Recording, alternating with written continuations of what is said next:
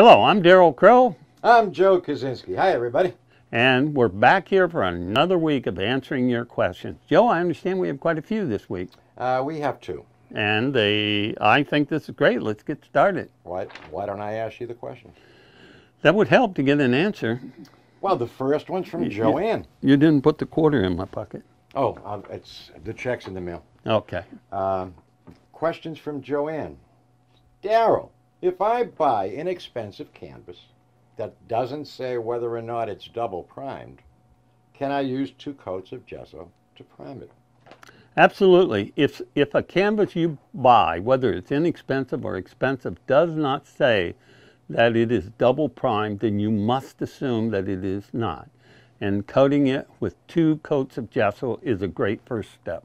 Would that be considered double priming? Yes. Boy, see how I know all these things? It's just... Your talent is beyond amazing. You have that intuitive grasp of the obvious. Wow, thank you so much. And anytime I can be complimentary to you, Joe. When's that going to be? Any day. Any day. Any day now? Okay. Question number 2. Yes. The last and final question is from Leslie. Leslie. Yes. How do I work out what colors will shade another color in painting, or will gray always work? For instance, how do I paint shadows in a snow scene? Well, there's quite a few good questions there and a lot of different approaches. There are probably as many answers to this as there are artists. Okay, one of the ways you can put shadows in is to use a darker color of the light color. Okay. The second one is blue is considered a shading color.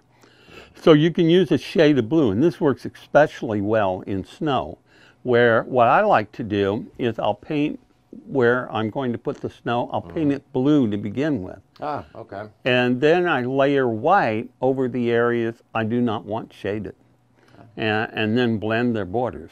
So that gives me a shadow. The other thing is we have something called gray, all right, on the colors where you can actually gray to produce that shade color. And there are 2 kinds of shading, if you will. Have you ever looked in the distance and looked at a lighthouse and you saw that because it's round, it's gradually getting darker as it heads away from the sun? Yes. Well, that's a gradual shade, all right? And that requires taking the bright color and making it either grayer or bluer or a different color slowly. Then there's what's called a cast shadow, which is it's got a very distinct line to it, such as the platform on a lighthouse where you would walk around where the light bulb is. Okay, it will cast a cast shadow right onto it. So it's a very, it's really dark underneath the platform, and there's this sharp line that you see. Right. So there are those 2 types of shadows. So you have to decide which one it is. As far as graying, that can be used for either one. Another thing to do is take the complement of your color. And you can use a really grayed version of the complement. Ah, okay.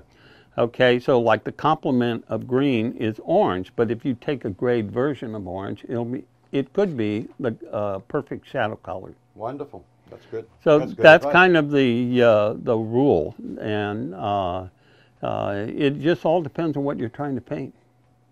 Well, Leslie, I hope that answered your question, and that wraps us up for this week's session. Okay, and folks, I want to close today by just saying if you've got a question, I don't care if it's been asked before, if it hasn't been asked, we're going to help you out. And this brings me to mind a question for you, Joe. Oh my God. What, pray tell, may that be? Well, I've been thinking about it. We've got about 150 videos on YouTube answering questions, right? So do we. Yep, and then on the websites we have another 100 or so. At least. Yeah. And I'm thinking, it's kind of hard for somebody to see at a glance what we have answered so they can quickly find it. Do you think there's any way or anything you could do that might help them sort through all these topics? Yes, I'm sure there's something I can come up with in my spare time. Well, we'll let you know what that is shortly, as soon as Joe can think As soon as I regain consciousness, I'll be able to start working on that. Okay, and again, keep those questions coming, and yes, you can paint.